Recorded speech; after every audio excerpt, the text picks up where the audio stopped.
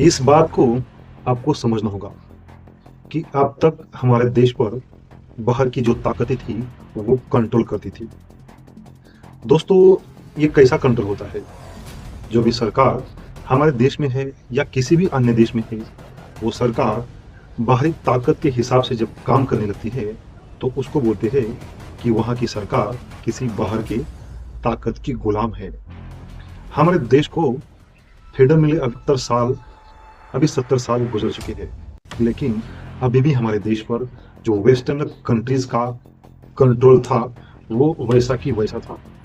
इतिहास में बहुत सारी घटनाएं आपको ऐसी मिलेगी जहां वेस्टर्न कंट्रीज जैसे कि अमेरिका, अमेरिका की एजेंसियां, अमेरिका का प्रेसिडेंट, इन लोगों ने यहाँ की सरकार को उन्हीं की तरह काम करने के लिए मजबूर किया है।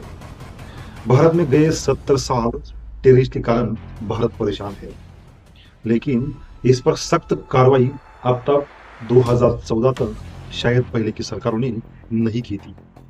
इवन 26/11 का जो सबसे बड़ा आतंकी हमला था, उस वक्त भी भारत की सरकार ने कोई जवाबी कार्रवाई नहीं की थी।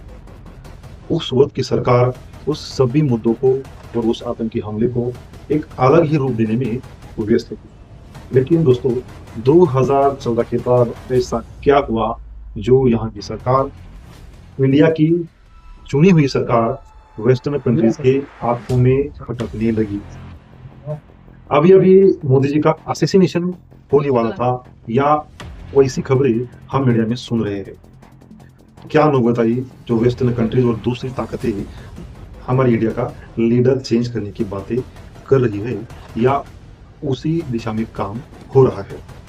हमारे विपक्ष के शहजादे बाहर जाते हैं, बाहर से स्लोगन उठा के लाते हैं और यहाँ इंडिया में उसको चलाने का प्रयास करते हैं। बीच में वोट चोरी हुआ, जाति का मुद्दा हुआ, नेपाल में जो प्रोटेस्ट हुआ, वैसा ही प्रोटेस्ट हम इंडिया में करेंगे, यहाँ की जेन-ज़ी वैसा करेगी, ये विपक्ष ने कहा था। लेकिन इसके पीछे कौन था? विपक्ष की जो भाषा है, डेवलपमेंट, अगर सरकार की काम में कोई गलती होती है, सरकार का काम बिगड़ जाता है, तो उसे सुधारने के लिए या उस पर सुझाव देने के लिए विपक्ष होना चाहिए। लेकिन विपक्ष तो पूरा का पूरा देश को एक अलग ही दिशा में लेने की बात कर रहा है। लेकिन ये विपक्ष की भाषा नहीं है, ये भाषा है वेस्टर्न कंट्रीज की, जॉर्ज सोरोस की, डीप स्टेट की और अमेरिका की। लेकिन इंडिया के लोग अभी समझदार हुए हैं, इनको बातें समझ में आने लगी है कि ये सब बना बनाया हुआ एक षड्यंत्र है। तो मित्रों, जब ये सारी बातें, ये सारी चीजें काम नहीं करती, तो मोदी जी को क्यों ना समाप्त करें। बांग्लादेश के एक होटल 808 में एक संदिग्ध लाश मिलती है। जांच करने पर पता चलता है कि वो एक अमेरिकन CIA का एजेंट था, जैक्सन टेरेंस की जो सिटीजनशिप है वो सबसे बढ़िया, सबसे स्ट्रॉन्गेस्ट सिटीजनशिप है। अमेरिका का कोई भी आदमी अगर किसी देश में अगर अटका भी हो, तो अमेरिका उसे बचाने के लिए बहुत प्रयास करता है, उस देश पर दबाव बनाता है। लेकिन इस बार ऐसा क्या हो गया, जो उनका एक CIA का एजेंट मारा गया, तभी भी अमेरिका चुपचाप बैठा है। अमेरिका का एक लफ्ज भी बाहर नहीं निकला है।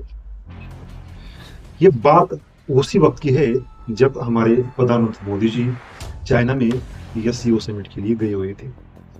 वहां आपने एक बात नोटिस की होगी कि अमेरिका में मोदी जी और पुतिन एक ही गाड़ी में बैठकर डिस्कस कर रहे और एक ही गाड़ी में बैठकर वो अपना ट्रैवलिंग कर रहे। ये पूरा प्रोटोकॉल की ये पूरा प्रोटोकॉल के खिलाफ होता है। किसी अन्य देश में दो देशों के सबसे महान और सबसे बड़े देश के दो बड़े लीडर एक ही गाड़ी में ट्रैवलिंग करें। ये बात अभी निकल कर आई है कि ऐन वक्त पर मोदी जी की सिक्योरिटी में कुछ गड़बड़ होने वाली है। ये बात KBG यानी रशिया की एजेंसी को पता चलती है।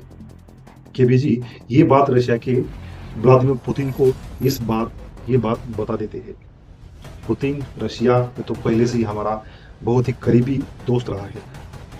प्रेसिडेंट पुतिन ने इस बात में देरी नहीं की, तुरंत अपने दोस्त को बचाने के लिए अपने ऐन वक्त का सभी सिक्योरिटी अबेंडन करके मोदी जी को अपने गाड़ी में बिठा दिया और करीब 45 मिनट तक उस गाड़ी में उनका डिस्कशन और ट्रैवलिंग हुआ। दोस्तों, इसी वक्त प्रेसिडेंट पुतिन ने 15 मिनट तक मोदी जी का इंतजार भी किया।